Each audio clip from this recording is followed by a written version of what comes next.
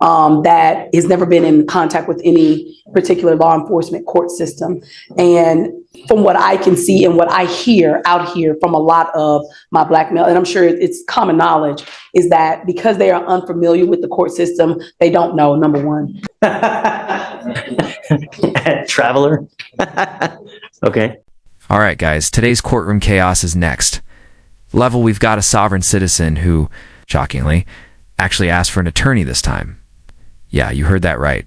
Progress, maybe? But don't celebrate just yet, because this guy is still knee-deep in that sovereign citizen delusion. He's driving without a license, his car is rocking a fake traveler plate. Of course, because it's basically tradition at this point, he resisted arrest. But here's where things get really weird. He finally gets an attorney, and the dynamic between them is straight up awkward. Like they're in the same courtroom, but clearly on completely different planets. At one point, it almost feels like the lawyer's trying to talk him off a cliff while he's busy arguing with gravity. And wait until you see how the judge reacts, it's pure gold. I couldn't tell if I was watching a legal hearing or a comedy sketch. So what do you guys think? Is this lawyer actually helping, or just letting the nonsense roll? Wait. Let's dive back in and watch the chaos unfold. And hey, if you're loving this courtroom drama as much as I am, make sure to like the video, drop your thoughts in the comments, hit subscribe so you never miss another courtroom meltdown. She and I have already discussed it on this case, and we just both want you to hear the PC, if we can, Judge. And then on the bond reinstatement as well, Judge. So officers initiated a traffic stop in Harris County, Texas for a vehicle having a fictitious plate bearing the word traveler on it. During the stop, the defendant refused to provide... Traveler. Okay. During the stop, the defendant refused to provide ID or insurance information, stating, "I do not consent to this." Officer attempted to remove the defendant from the vehicle, and defendant actively resisted by pulling his arm away from deputies until he was detained. Okay. Tell me what. So we looked at, well, I'm sorry, Madam Prosecutor, the interference with duties of public servant, Your Honor. Even if my client is failing to give them that, then it is an arrestable offense. But in this situation, it is, Judge. However, in this particular situation, he didn't interfere with anything in terms of his own arrest. I can, you know, if it was a resisting or something to that effect, I can. They're just trying to get him out of the car. I don't disagree. It's classic sovereign case where got the license plate, think that traveling by right is what I think how they term it. You know, in this situation, Judge, and the reason I'm employing upon the court is, even from what Madam Prosecutor has seen on the video, they're pulling and tugging at his arm, which put my client in some fear. It was more than one officer. It was pretty. But he still has a duty. If they're asking you to come out, they can lawfully do that. And there are videos, and go on YouTube, right? There are hundreds of videos where officers will literally destroy your car to get you out. When you get into a pissing match with a person who has the power of arrest, who's going to win, Mr. Daly? We don't disagree, Your Honor. Right. You know what I mean? That's real life. We don't disagree, Your Honor. I think under the circumstances of what actually happened, it was not Mr. Daly's position to resist or to interfere. That was not. He was concerned for his safety at that point. And actually, I don't know, did you hear that on the video? Right.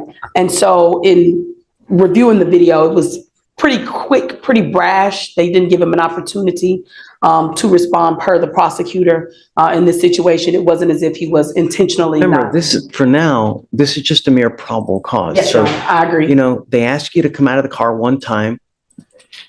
Yeah, you know, it's really, that's, so, I mean, I think that there's enough probable cause to go forward now. The problem is, Mr. Daly, is that we revoke your bond is set at 2501, and you've continually failed to appear. So, you know, the case and the way that you've treated us, it shows me that you just refuse to accept authority. How are we supposed to deal with that?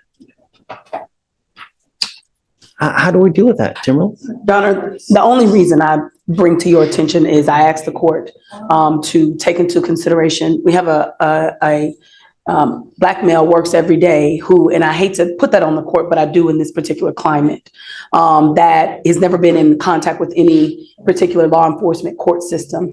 And from what I can see and what I hear out here from a lot of my Black male, and I'm sure it's common knowledge, is that because they are unfamiliar with the court system, they don't know, number one. Number two, when they do come in contact with police, and my mother is assistant chief of police, so I can understand, even when I was younger, I was taught that there are certain things that you have to do with when a police officer even stop you on a speeding ticket. What we don't know is whenever these officers come up, when you're somebody who don't have the privilege of having a police officer as a parent, or who isn't familiar and is being raised in this particular climate and seeing what they see on TV and seeing what they hear and everything that has occurred, you don't know what the proper steps are. I was trained from when I was grown up what you do. I'm not saying that what he did was right or wrong. I'm not saying that how he reacted to this particular court, it is wrong. However, I'm employing upon the court to ask the court to take into a little bit of consideration, number one, from his perspective. All right, guys, buckle up, because what's happening in this courtroom is straight up wild. From his point of view, this whole thing's a circus. And honestly, he's not totally wrong. His attorney just pulled the race card out of nowhere, and somehow that's not even the craziest part. She's practically hovering over this sovereign citizen like he's her kid instead of her client, giving total overprotective mom energy.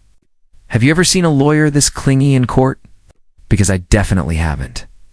And get this, she's arguing the cops didn't have probable cause, when they literally told him to get out of the car? Like, come on. If officers tell you to step out, and they've got a legit reason, you step out. But of course, this guy's driving around with a license plate that just says Traveler, which is basically a bright neon sign for probable cause. The judge, judge for he's not buying it for a second. And let's not forget, this dude already skipped a court date like he's too important for the law. So now, the defense is tossing out the race card as a last-ditch move? No way, that's flying. What do you guys think? Is this attorney actually doing her job? Or is she just way too deep in her client's nonsense? Let's dive back in and see how badly this one blows up. All defendants, can't just say this, but I do see that, from what I've known from this particular case and now in talking to him, I do believe that there is a sense of sometimes they just don't know. Sometimes they just don't. So I'm asking to reinstate his PR bond. I am now on the case where about me. I'm a tight attorney. I run a tight ship. So, and by which of way I believe I can reach him and getting him to court and resolving this matter, which is what I talked to the prosecutor about when you were on break. It's like, let's just resolve this. Let's take care of this. I'll buy it. Yes, sir. Okay. Thank you, Judge. I'm not going to do this again, though. I promise you. I don't care whoever you have. If you flake on us again, that's 3 times. It's out. I'm not going to do it again. Do you understand, Mr. Daly? I mean, when you come to court, good things happen. When you don't show up and you continually do it, you can't expect good things to happen. Now, do you have a Texas driver's license? Not right now. You're not allowed to drive. Right. You have a bond condition, and you've signed an affidavit with me today promising you're not going to drive.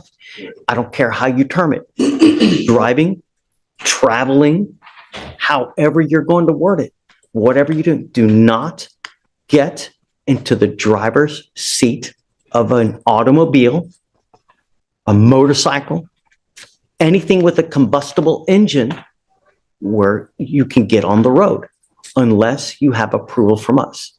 Do you understand? I don't care that you have to work. I don't care if you have to go to church.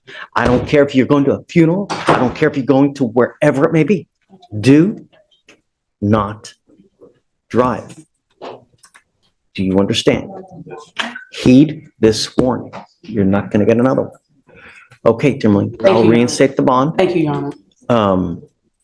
And I'll talk to her. We were going to try to talk to Chief, but it's pretty busy I today. think the case is only 3 months old, Yes, so sir. you've got time. You can do whatever you want. Yes, sir. Thank you, Judge. Because you have a lawyer, I will waive your appearance. You don't have to waste your time coming to court now, but you must stay in touch with her and she'll tell you when you got to come back to court. If she comes back and tells me she can't get a hold of you because you're playing games or you've gone AWOL or whatnot, or you get arrested for something else, all bets off.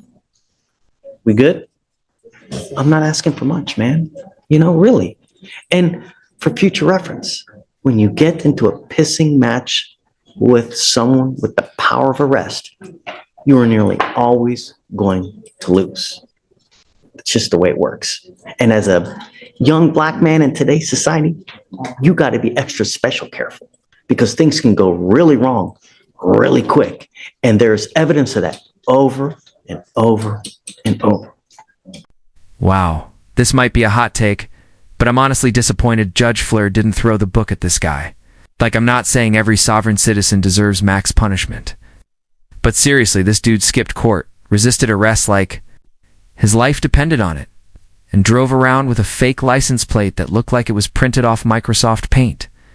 Normally, skipping court alone can get you slapped with a warrant or contempt charge and adding resisting arrest on top. That's a whole extra pile of legal trouble. This case felt like the perfect moment for a tougher sentence, but instead, he basically walked out with a slap on the wrist. What do you guys think? Too soft or fair call? Can we talk about that attorney for a second? Because wow, she smothered him the entire time, like a mom defending her teenage son in traffic court. It was one of the weirdest dynamics I've ever seen. Maybe that's just how things roll in Texas, but the whole race card argument here made zero sense. I mean, come on, the guy literally had a traveler plate. It's all the explanation you need. Anyway, I'm done losing brain cells over this one. If you enjoyed the breakdown, make sure to like, drop your thoughts in the comments, and of course, subscribe for more Courtroom Chaos. See you guys in the next one.